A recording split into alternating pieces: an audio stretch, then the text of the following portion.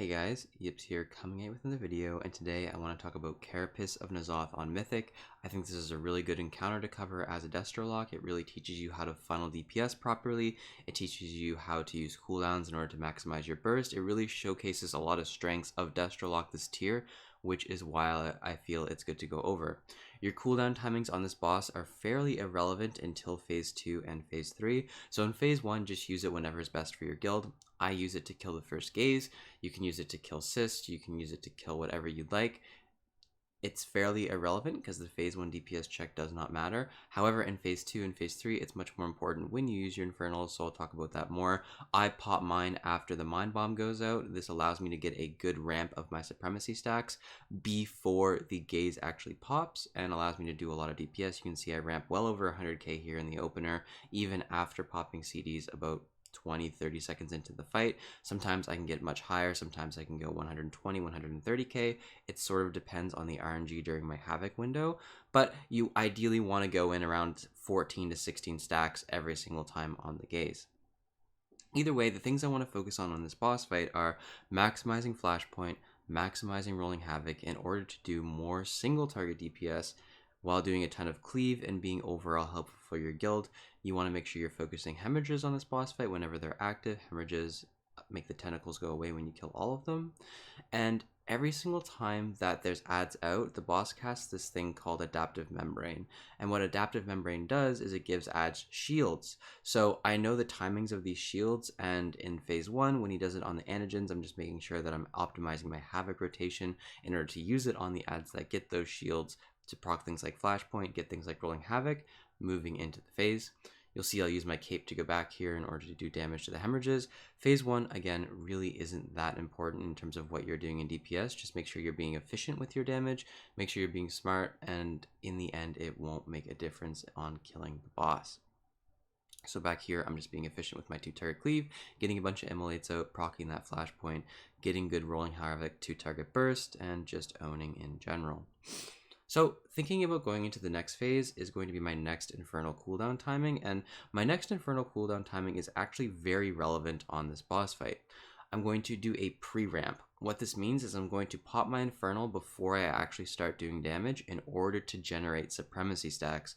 And this is something that you have to do on a lot of bosses if you want to meet certain damage checks at specific moments.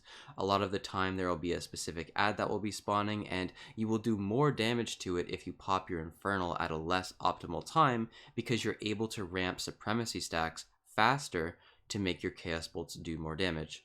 So here, since we do so much damage, we just AFK on the boss. This is why popping your cooldowns, doing your damage rotation in phase 1 isn't all that important.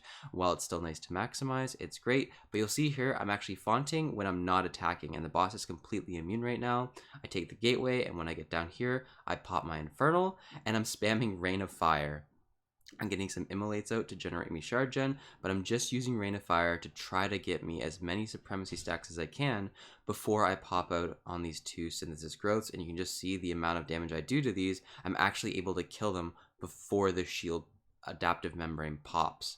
And this is really important. If I didn't pre-ramp my Infernal here, if I didn't pre-pop it and start ramping my supremacy stacks before we made it to these, there's no way I would have been able to kill these before the Adaptive Membrane went out. That way we would have been slower to get to our synthesis growth at the top. It would have made the rotation a lot less smooth, and it's just overall helpful. And you can use this tactic on a lot of bosses to do more DPS overall. Always think about, well, if these adds need to die really quickly, can I pop my Infernal ahead of time to ramp my stacks? And if I can ramp my stacks, will I be able to kill it in the amount of time? Or is it better for me to do efficient DPS with my Infernal and just get the full duration out on the adds? That is a decision that you have to make as a player in the moment. And for me on this boss fight, it was much better to pre-ramp my Infernal, do less damage overall, but be able to absolutely dominate those 2 synapses to push my guild into a better spot early on to make things go a lot smoother.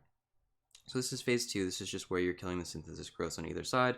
Fairly straightforward stuff, making sure you have good movement and making sure you're in these balls so you have maximum amount of sanity moving into the last phase. The last phase on this boss fight, you're popping your CDs as soon as they come back up, and then you're using them with Bloodlust. That's pretty standard straightforward for the Mythic strat. On Heroic, you would be using your cooldowns during Bloodlust, which tends to be after the first set of ads spawn, and then you'll be using them when they come back up later. I always save my Cataclysm for the Mind Bombs just because I don't have timers, so I don't know when 30 seconds is before they spawn, so I just end up saving it every single time because using Cataclysm on the boss isn't that much of a damage increase, and it's just better overall. So I'll take the gateway over here, and you see these little cysts, these little mycelial cysts. I'm actually going to be using these to proc Flashpoint and Rolling Havoc throughout the phase to increase my boss DPS. I have 3 Rolling Havoc traits, which means every time I get to around 10 stacks, I have an additional like 6,000 intellect. It's a lot. It's like 2 fonts, which increases my damage by a metric ton on the boss. So by being able to keep Flashpoint on these cysts, which is giving me like 2,000 haste, and then also able to Rolling Havoc them every 30 seconds, I'm able to pump a lot more single target than normal. So here I use my Infernals, I Cataclysm the ads for shard gen, and then I'm just focused on pumping into the boss. The cysts that we call the 1 and 2 cysts are ones that need to die before we transfer over. Usually I don't need to hit them because other people in the guild are doing it, but it's just good to keep in mind that if they aren't dying, it's good to just shove a Chaos Bolt or 2 on them. That will kill them, and that will give your group space to move through. And you'll see here, I see the cyst in the back. I'm immediately moving towards it because I don't have Flashpoint. I'm about to Havoc. I'm about to get those Rolling Havoc stacks. So I'm thinking about that in the back of my mind all the time. You see my Havoc comes off cooldown. I Havoc it right away. Get those stacks rolling. Get the damage on the boss. Start pumping. And that's generally the idea you want to have throughout this last phase. You see I'm doing close to 80,000 DPS right now. Most of that is boss damage, and it's really, really effective, and it makes Destro Lock a lot stronger on this fight.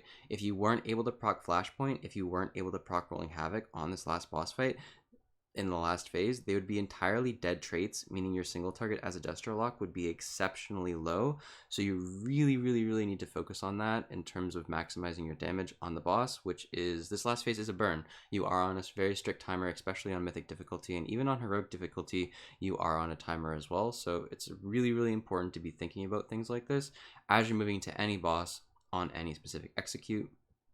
On this next move over, on the next Infinite Darkness, is when I'm going to be using my cooldowns with Bloodlust, and you'll see how much additional shard gen you actually do get from putting your Cataclysm on all of those ads. I'm sure you guys saw when we used the Sky Steps there and we gated over and I had pre-Cataclysmed all of those ads. You saw my shards I was able to Chaos Bolt, Chaos Bolt, Chaos Bolt, Chaos Bolt, Chaos Bolt. It is so effective to get Immolate on all of those ads and have that shard gen. It allows you to, instead of casting Incinerate, cast Chaos Bolt, which is obviously a lot more DPS. Another really important thing here that you need to do is you need to Havoc around 5 to 10 seconds before you use your Infernals if you want to have an optimal Havoc during your Infernal in terms of getting Rolling Havoc stacks to do the most single target damage, and I'll explain that a little bit better here as I use my Infernals. So when you Havoc lasts 10 seconds, which means you're generating Rolling Havoc stacks for 10 seconds, and then after those 10 seconds you have an additional 15 seconds to where that int buff carries over, which means you want to Havoc roughly 25 to 20 seconds remaining on your Infernal so you can get an optimal buff of intellect during the end of your Infernals. So you want to make sure that you use your last Havoc roughly 10 to 15 seconds before your Infernal, so you can Havoc during your Infernal to do the most single target pump that you can. This actually isn't end up going to be a kill, we're going to end up wiping here, but I feel like this was a really good display of how you should be playing this boss on Mythic difficulty, Heroic difficulty, whatever one you're doing. It just gives you a good idea of popping your CDs as a Destro Lock, maximizing your DPS as a Destro Lock, and owning. So hopefully this gave you guys some thoughts about Destro. I know that there was a lot of information given here. Hopefully it gives you some ideas on how you can maybe improve on some of the boss fights in the future. Thanks for watching, and I'll talk to you guys later.